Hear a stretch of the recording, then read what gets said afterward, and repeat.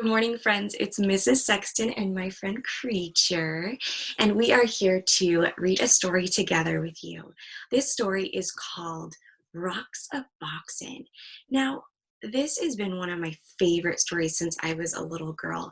And what I love about this story is it's all about using your imagination. And like Creature and I, there's not a lot around us right now. We're stuck at home. We don't go many places anymore. So we have to use our imagination to come up with activities and games and places to play. So in this story, this group of kids, they got together and they got creative with the things that are around their environment. And this is something that maybe you could do with your family or your siblings or things in your backyard. So what we're going to do is we're going to read this book together by Alice McLaren, illustrated by Barbara Cooney. And I just want you to be comfy, grab your family or a sibling or a friend that's next to you and enjoy the story. You ready, Creature? Can you help me out? Okay, enjoy. Roxaboxen, illustrated by Barbara Cooney. Marion called it Roxaboxen. She always knew the name of everything. There across the road, it looked like any rocky hill. Nothing but sand and rocks, some old wooden boxes, cactus and greasewood, and thorny ocotillo. But it was a special place. The street between Roxaboxen and the houses curved like a river, so Marion named it the River Road. After that, you had to ford a river to reach Roxaboxen. Of course, all of Marion's sisters came, Anna May and Frances and little Jean, Charles from next door, even though he was 12. Oh, and Eleanor naturally, and Jamie with his brother Paul. Later on there were others, but these were the first. Well, not really the first. Roxaboxen had always been there and must have belonged to others long before. When Marion dug up a tin box filled with round black pebbles, everyone knew what it was. It was buried treasure. Those pebbles were the money of Roxaboxen. You could still find others like them if you looked hard enough. So some days became treasure hunting days with everybody trying to find that special kind. And then on other days you might just find one without even looking. A town of Roxaboxen began to grow, traced in lines of stone. Main Street first, edged with the whitest ones, and then the houses.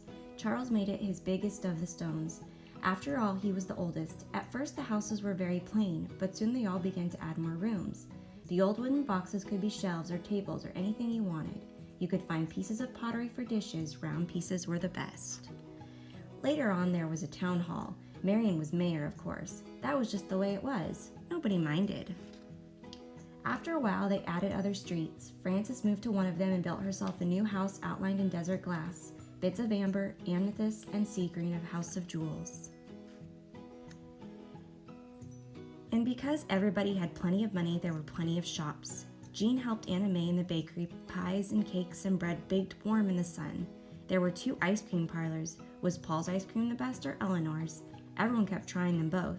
In Roxaboxen, you can eat all the ice cream that you want. Everybody had a car. All you needed was something round for a steering wheel. Of course, if you broke the speed limit, you had to go to jail. The jail had cactus on the floor to make it uncomfortable, and Jamie was the policeman. Anna May, quiet little Anna May, was always speeding. You'd think she liked going to the jail.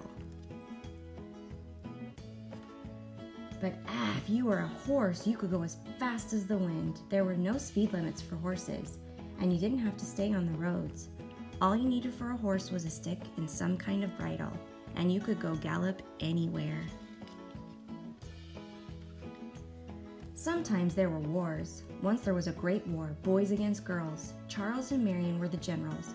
The girls had Fort Irene and they were all Girl Scouts. The boys made a fort at the other end of Roxaboxen and they were all bandits.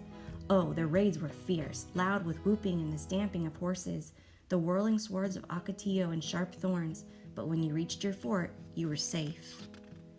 Roxaboxen had a cemetery in case anyone died, but the only grave in it was for a dead lizard. Each year when the cactus bloomed, they decorated the grave with flowers. Sometimes in the winter when everybody was at school and the weather was bad, no one went to Roxaboxen at all, not for weeks and weeks. But it didn't matter. Roxaboxen was always waiting. Roxaboxen was always there.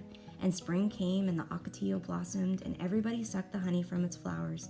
And everybody built new rooms and everybody decided to have jeweled windows. And 2 new shops on that Main summer Street. There were 3 and new so it houses went. on The the east seasons slope. changed And the years went by. Roxaboxen was always there.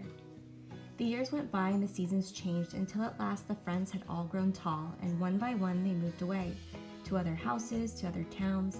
So you might think that that was the end of Roxaboxen, but oh no. Because none of them ever forgot Roxaboxen, not one of them ever forgot. Years later, Marion's children listened to stories of that place and fell asleep dreaming dreams of Roxaboxen. Gray-haired Charles picked up a black pebble on the beach and stood holding it, remembering Roxaboxen. More than 50 years later, Frances went back, and Roxaboxen was still there. She could see the white stones bordering Main Street, and there she had built her house. The desert glass still glowed, amethyst, amber, and sea green.